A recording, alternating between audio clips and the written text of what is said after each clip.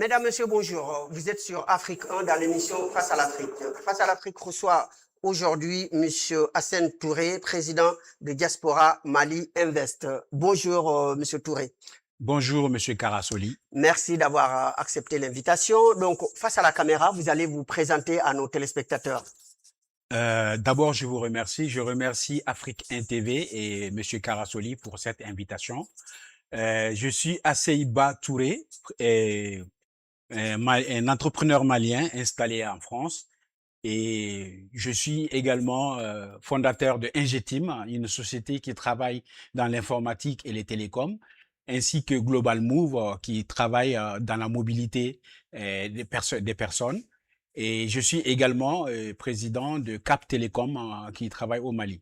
Et d'autre part, je suis président de Diaspora Mali Invest, qui travaille pour encadrer les contributions, la contribution des Maliens de la diaspora pour le développement du Mali. Alors, donc, aujourd'hui, on a presque spécial Mali. Et donc, aujourd'hui, donc, vous êtes chef d'entreprise, vous avez beaucoup de casquettes. Donc, vous avez toujours été chef d'entreprise? On dirait presque, oui. J'ai été toujours entrepreneur. Et c'est vrai que j'ai travaillé pour d'autres sociétés, mais dans ma tête, quelque part, j'avais toujours envie d'entreprendre pour moi-même et d'entreprendre pour participer au développement de mon pays. Alors, donc, vous êtes le président de Diaspora Mali Invest. Donc, j'imagine que ça consiste à l'investissement. Oui, c'est bien ça. Alors, donc, ça s'adresse à qui?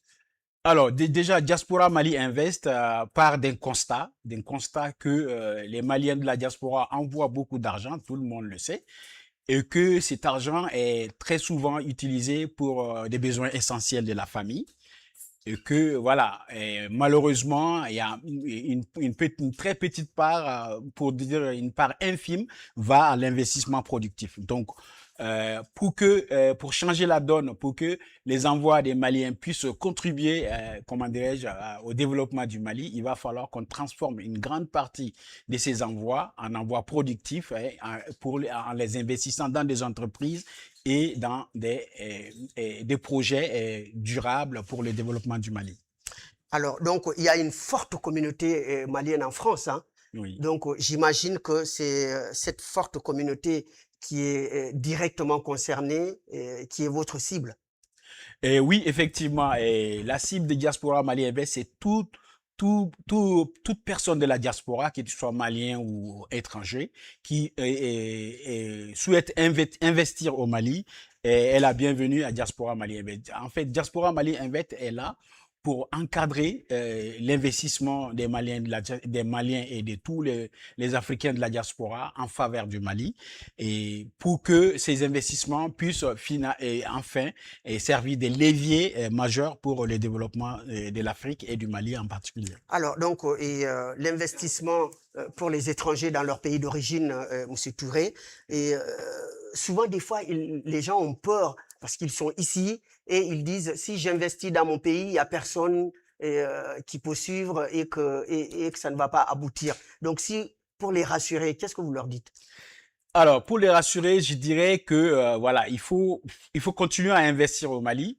Et moi, je pars du postulat que on constate que oui, effectivement, les Maliens de la diaspora et même les Africains de la diaspora, de façon générale, ont la plupart du temps investi dans leur pays d'origine, mais très souvent, ça s'est mal passé. Et même avec la famille, même avec les amis, ça se passe mal. Même avec des sociétés établies en Afrique, ça se passe mal. Et voilà, nous avons fait le constat et nous avons dit, mais pourquoi ça se passe toujours mal et qu'est-ce qu'il faut? Ben voilà pourquoi nous avons créé Diaspora Mali Invest, parce qu'il faut 3 éléments pour que un investissement de la diaspora puisse marcher. Premier élément, il faut, comment dirais-je, il faut des objectifs clairs, il faut des projets clairement identifiés. Et deuxième élément, il faut un accompagnement juridique, administratif et fiscal très clair et clarifié. Et en troisième point, il faut un suivi et il faut des éléments, des outils de suivi pour que ces projets-là puissent vraiment Aboutir. atteindre les objectifs pour lesquels ils sont. Donc, c'est pourquoi Diaspora Mali Invest travaille à structurer les projets de la diaspora, à faire un suivi, un accompagnement. C'est-à-dire il faut une gouvernance, il faut un suivi et il faut une structuration. Alors, donc, est-ce que, donc, pour l'investissement, actuellement, vous pensez que le climat s'y prête au Mali actuellement? Alors, l'investissement répond à une règle universelle. On investit là où il y a le profit. Exact. Et les investissements ne peuvent pas se faire s'il n'y a pas certaines conditions qui sont réunies. Parmi ces conditions, il y a une stabilité du pays, il y a le climat des affaires dans le pays et il y a aussi la volonté d'investir dans des projets qui sont réellement rentables et bien structurés. Donc, si ces éléments sont réunis, il n'y a pas de raison qu'on puisse investir. Donc, je pense que quand vous parlez du Mali, vous voyez, moi, je viens du Mali il n'y a pas très longtemps. J'ai participé au Forum international de la diaspora, justement, où on a parlé d'investissement. Et pour moi, le Mali est un pays assez stable. Je ne dis pas qu'il n'y a pas de problème. Il y a des problèmes au Mali, il y a des problèmes liés au terrorisme, il y a des problèmes qui sont liés à pas mal de choses. Mais le Mali, de façon générale, est un pays où on peut investir, où le cadre s'y prête et où il y a des projets qui sont vraiment bancables, qui sont vraiment rentables, sur lesquels c'est un on peut y pays aller. attractif. C'est très, très attractif et voilà. Donc, il y a tous les éléments pour moi sont réunis Et puis pour aussi qu'on puisse investir. une population accueillante et puis également des travailleurs, des gens qui veulent travailler, qui aiment travailler et qui sont sérieux. Ben oui, comme vous le savez, de toute façon, dans la communauté en France ici ou en Europe, tout le monde sait que quand on parle des Maliens, c'est en général c'est des travailleurs acharnés, c'est des gens conscients, qui ont conscience de leur travail et qui ne s'adonnent pas à des activités à gauche, à droite et qui sont assez droits.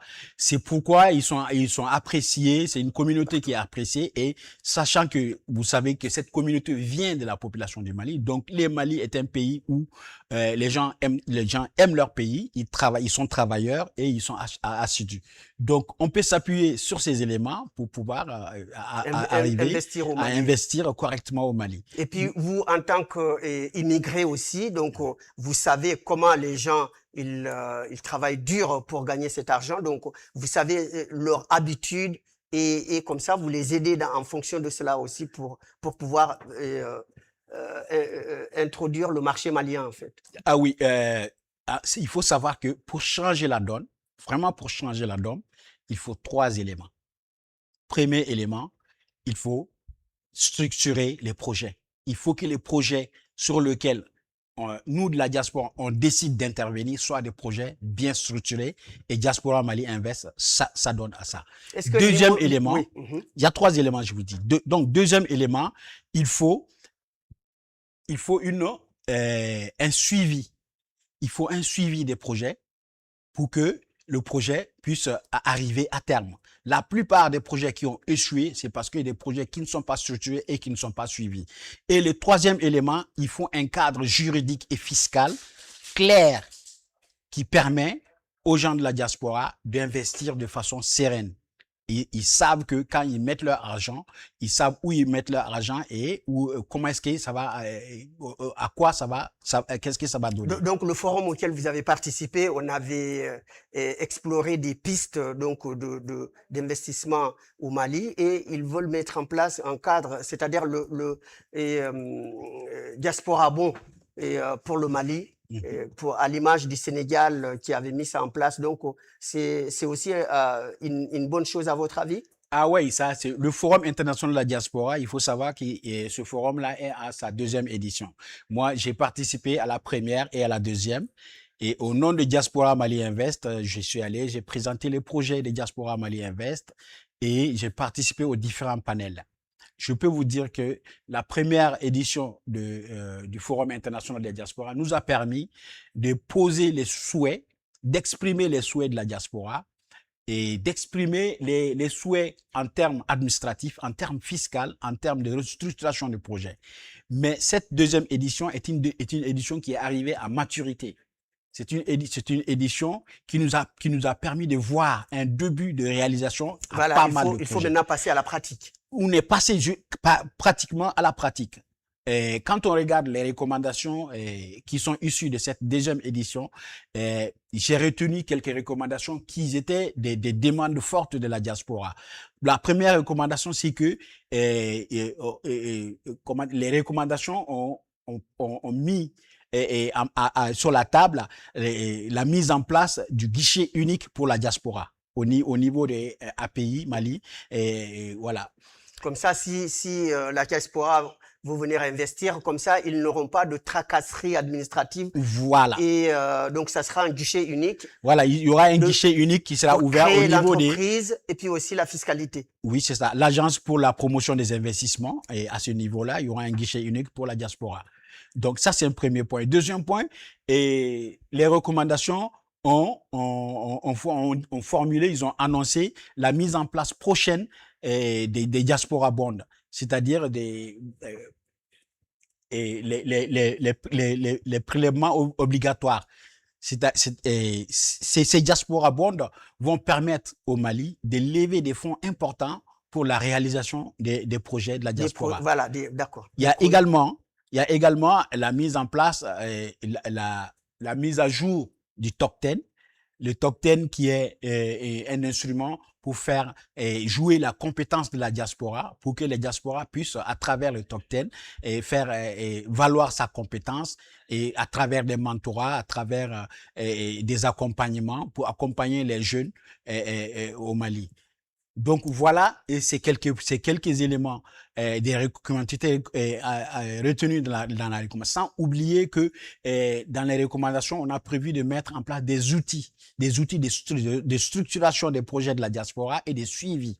Ça, c'est très, très important. Ces éléments vont permettre vraiment aux investissements de la diaspora de décoller et d'atteindre leurs objectifs. Alors, donc, je sais qu'il y a une forte communauté malienne à l'étranger, c'est-à-dire donc la diaspora malienne partout dans le monde, hein, et c'est la toute première communauté dans le domaine de l'Afrique noire en France, la communauté malienne, et ils sont aussi très très bien formés parce que j'ai reçu des médecins maliens sur mon plateau ici à Afrique 1 TV et leur président m'avait dit qu'il y a 200 médecins maliens qu'ils ont recensés eux au niveau de la diaspora. Ils ont créé une association. Donc, cette communauté, donc, elle est bien formée. Donc, vous pensez qu'elle sera très utile au Mali, au pays, donc sur place? Alors, les membres de la diaspora, de façon générale, je suis d'accord avec vous, les membres de la diaspora, de façon générale, quand ils viennent, ils reçoivent des formations, ils reçoivent des compétences, ils sont dans la diaspora, on a des éléments qui sont très, très, très compétents. Et ces compétences-là, nous devons les mettre à profit pour pouvoir développer nos pays d'origine, pour pouvoir arriver à nos objectifs. Donc, ces membres de la diaspora, c'est pourquoi je dis la diaspora ne doit pas être vue comme un pourvoyeur de financement, juste un pourvoyeur, un envoi et quelqu'un qui envoie des financements. La diaspora malienne doit participer à la fois à la formation des jeunes des pays d'origine, à la structuration des projets, au transfert des compétences, beaucoup de compétences qu'ils ont accumulées à l'étranger. Ils doivent pouvoir revenir pour pouvoir exercer, pour pouvoir faire décoller les projets de la diaspora. Donc, il y a beaucoup de domaines où ils peuvent investir, c'est-à-dire le domaine immobilier, oui, le domaine de la santé aussi et l'agriculture. Donc, vous pensez que il y a beaucoup à faire dans ces domaines-là? Ah ouais, il y a énormément à faire parce que, comme je vous ai dit, le Mali particulièrement est un pays où toutes les vannes sont ouvertes pour investir et pour développer ce pays-là. Tout est à refaire, quoi. Il y a des ressources, il y a tout, mais il faut juste les organiser. Il faut juste organiser les gens, structurer les projets et encadrer et, comment dirais-je, apporter des outils d'encadrement fiscal, juridique pour les projets et ensuite faire des suivis. Et si ces trois éléments sont réunis, il n'y a pas de raison que la diaspora puisse profiter des compétences de ses membres. Donc, vous-même, vous êtes aussi dans l'informatique. Oui. Donc, c'est dans quel niveau de l'informatique? Alors moi, j'ai la première, comme je vous ai dit, l'entreprise Ingetim, nous travaillons dans l'informatique et les télécoms. Donc, nous travaillons de façon générale à l'informatique. On fait aussi des formations à l'intelligence artificielle. On fait des formations de restructuration de projets, etc., etc. Donc, on intervient à plusieurs niveaux. Et moi, par exemple, quand je forme un jeune au Mali en intelligence artificielle. Ce n'est pas pour qu'il fasse des gadgets ou qu'il développe des choses. C'est pour qu'il... je l'enseigne de l'intelligence artificielle pour faire un diagnostic, par exemple, pour réparer des choses, pour faire des études de marché pour pouvoir lancer son projet ou encore et le former à des domaines qu'il ne connaît pas. Donc, et l'intelligence artificielle, ce n'est pas un gadget pour nous, c'est vraiment l'outil qui va faire toute la différence. Donc, il faut que ça soit utile aux populations. Ah oui, c'est forcément. Vous savez, l'Afrique est le continent le plus jeune au monde. Donc, l'Afrique doit être le continent qui fait le plus de formation, et notamment dans le numérique, parce que la formation en numérique va faire toute la différence pour le développement futur de l'Afrique. Alors, donc, on arrive donc au terme de l'émission, c'est très intéressant. Mais vous m'avez annoncé aussi une troisième activité que vous voulez développer. Donc, c'est lequel celui-là? Et en fait, au niveau de Diaspora Mali Invest, on veut développer également un projet immobilier. On a un projet immobilier que nous allons mettre en place pour que les Maliens de la diaspora puissent acquérir des maisons à usage d'habitation.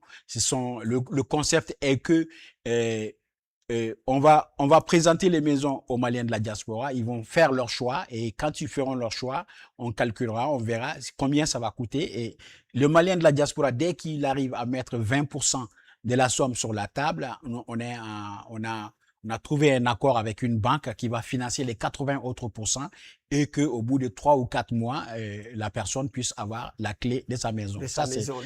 Oui. Ça, donc c'est comme si chaque Malien de la diaspora doit avoir son toit.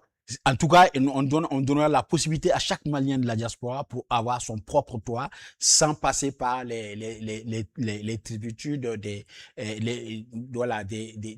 difficultés qu'on avait vues dans le passé. Oui.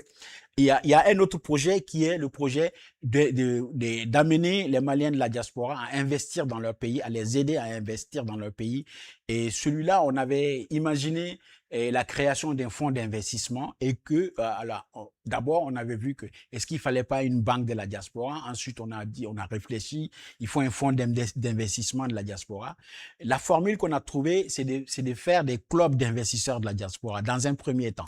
Et donc, on mettra en place un club d'investisseurs de la diaspora, de Diaspora Mali Invest, pour que les membres de la diaspora puissent investir dans les projets qui leur portent à cœur et qui contribuent au développement du Mali. Donc, il peut avoir son activité déjà qui lui apporte un salaire et puis en même temps, donc s'appuyer sur vous pour préparer l'investissement futur qu'il veut faire au Mali et que vous l'accompagnez sans qu'il y ait sans que ça le perturbe ou bien qu'il soit tranquille. Justement, il faut, et c'est ça que Diaspora Mali Invest se donne comme priorité, c'est que permettre aux Maliens et à tous les membres de la diaspora d'investir dans leur pays d'origine de façon sereine, sans avoir des sueurs froides, mais pour arriver à cela, il faut des garanties. Il faut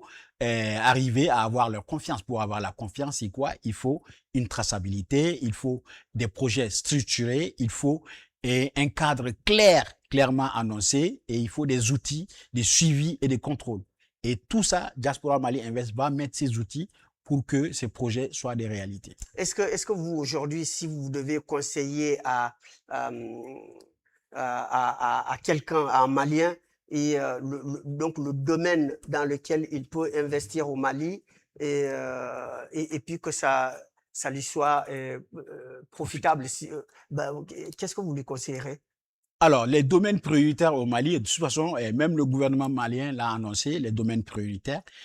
Pour moi, il y a 4 grands domaines prioritaires. Premièrement, l'agriculture. Deuxièmement, la santé.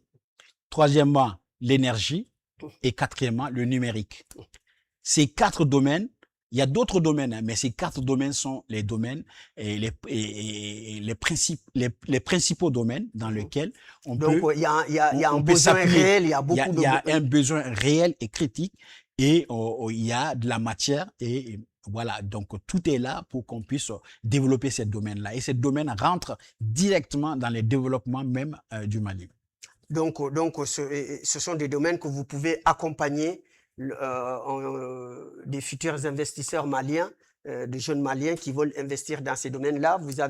Vous pouvez les accompagner jusqu'au bout pour qu'ils puissent investir dans ces domaines. Oui, bien sûr, ce sont exactement les domaines prioritaires sur lesquels Diaspora Mali Invest accompagne ses membres pour investir au Mali.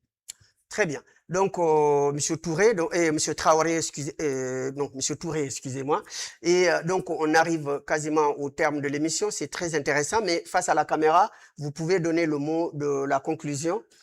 Alors oui, je veux bien, mais avant d'arriver, je vais juste dire quelques mots sur l'aspect associatif sur lequel j'avais fait allusion dans la présentation, D'accord. parce que je suis également membre des associations en France ici, par exemple les Lumières de la Diaspora, qui travaillent à mettre en lumière les talents de la diaspora.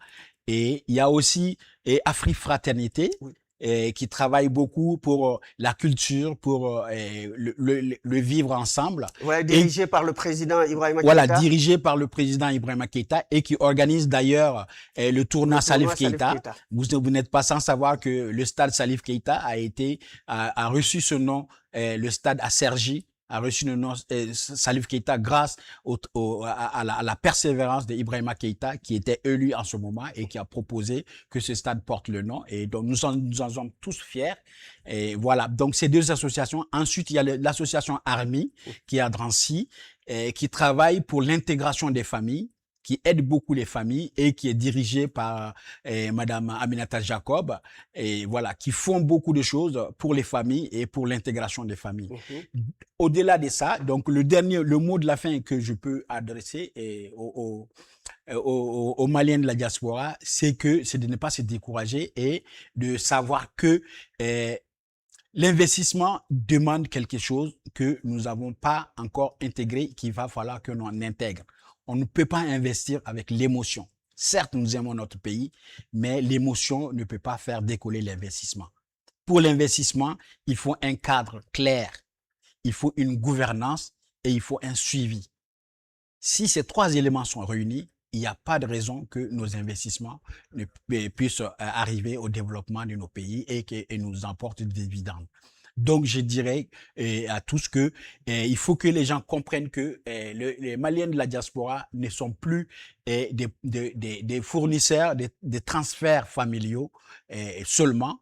Nous voulons être maintenant des partenaires, des gens qui participent au développement du Mali et qui participent à la structuration des projets du Mali et qui participent également sur le terrain au suivi de nos projets. Et c'est ce que Diaspora Mali Invest s'évertue à faire.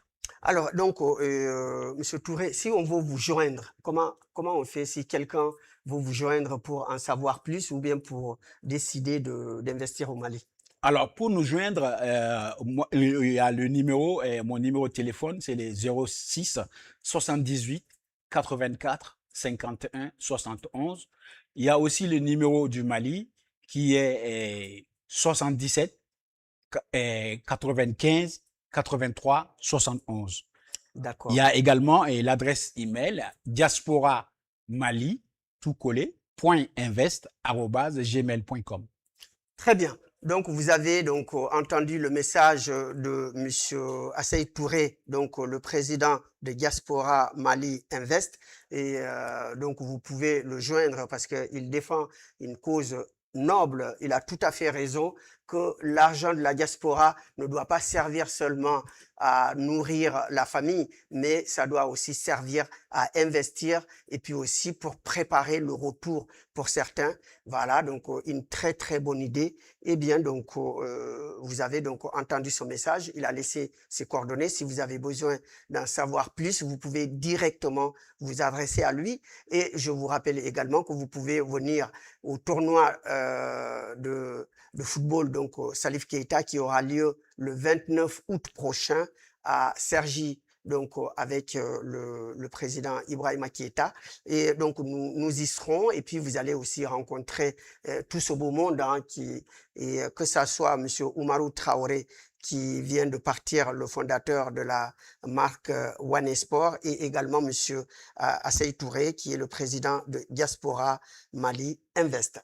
Donc, je vous remercie d'avoir suivi cette émission. Je remercie la régie avec Nadim. Je remercie également avec Nadim et Samuel. Je remercie également le PDG de la chaîne Hamzatage. Je remercie vous, les téléspectateurs, d'avoir suivi cette émission. Je vous rappelle que vous pouvez nous suivre sur ces directs, donc dans 44 pays d'Afrique et également sur les réseaux sociaux. Je vous donne rendez-vous à très bientôt sur Afrique 1 dans l'émission Face à l'Afrique.